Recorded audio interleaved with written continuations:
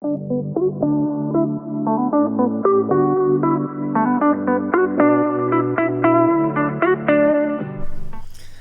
and welcome back to Brickwater Bay.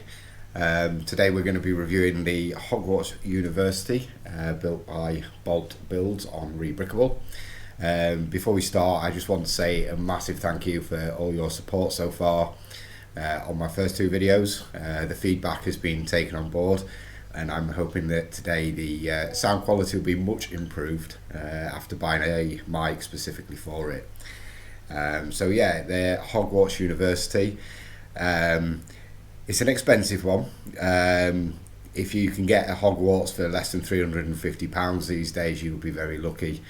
And the instructions aren't cheap. They're just under €30 for the instructions, but well and truly worth it.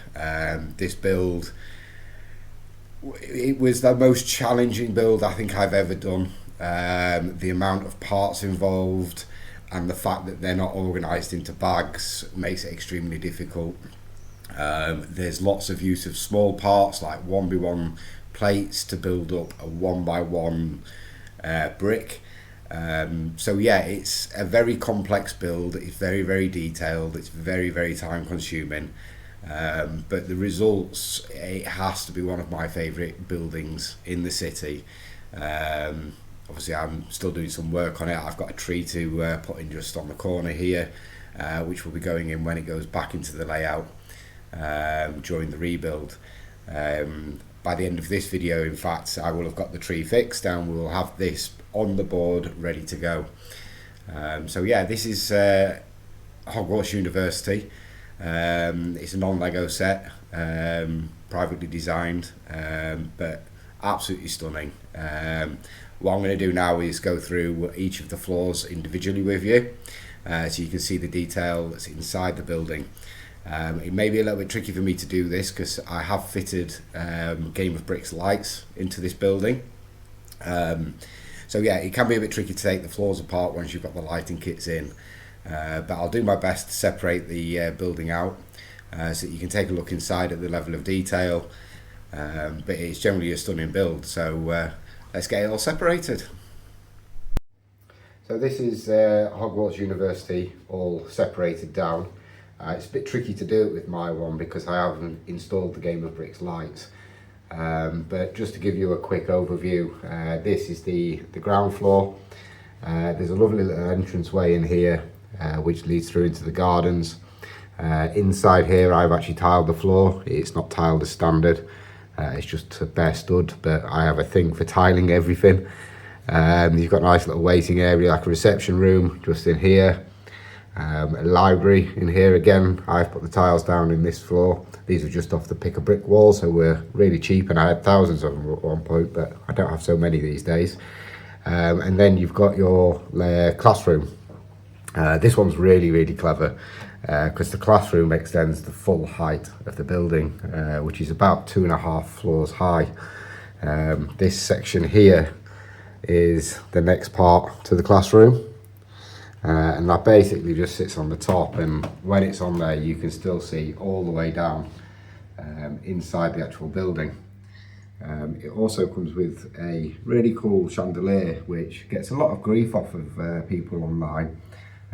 It doesn't quite sit perfectly, and you have to be quite skillful in actually getting it to sit in place.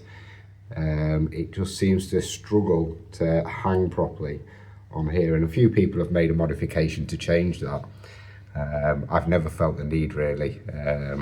It's not something that I go inside or mess with very often, and my Lego doesn't move. It sits on the table all its life, so I don't really have issues with it falling off. This is the roof section for the, I'd like to refer to it as the main hall, just to be in keeping with Harry Potter.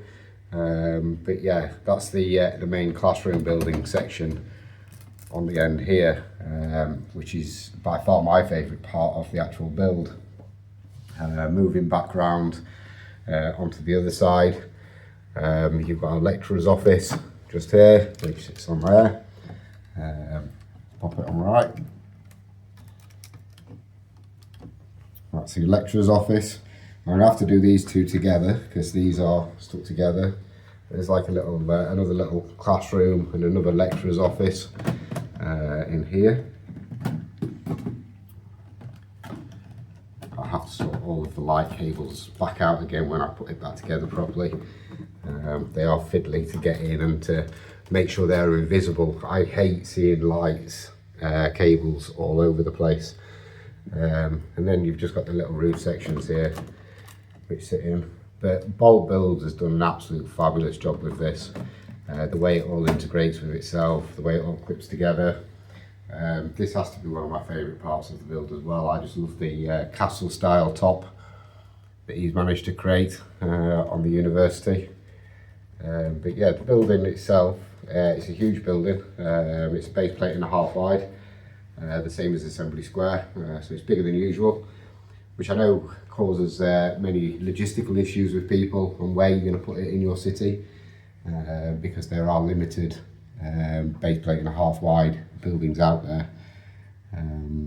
But yeah, I would definitely recommend it to anyone who doesn't have it, if you can find a Hogwarts castle, obviously.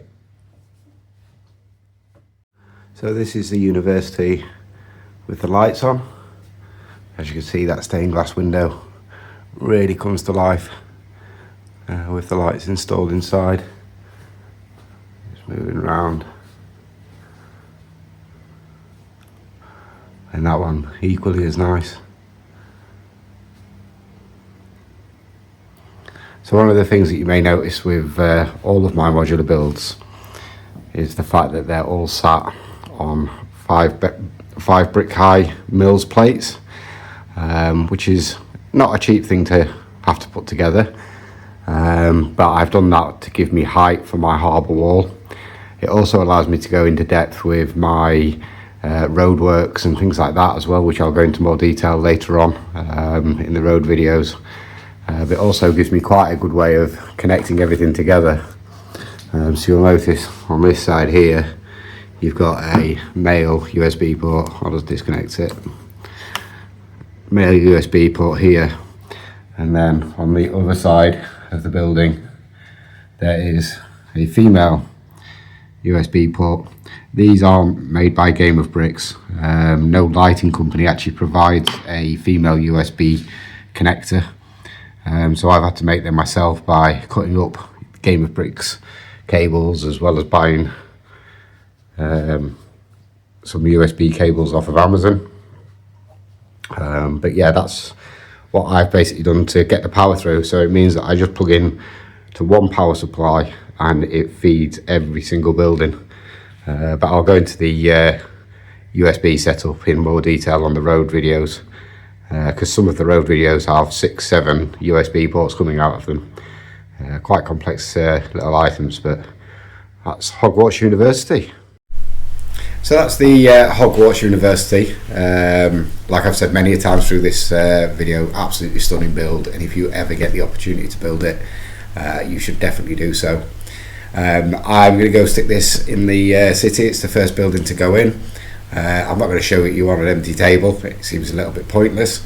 But the next video that I will be doing in the next few days will be the plaza and car park, which is a custom mock which I've built myself, specifically for the outside of the Hogwarts University, and also my subway station, which will be the following video.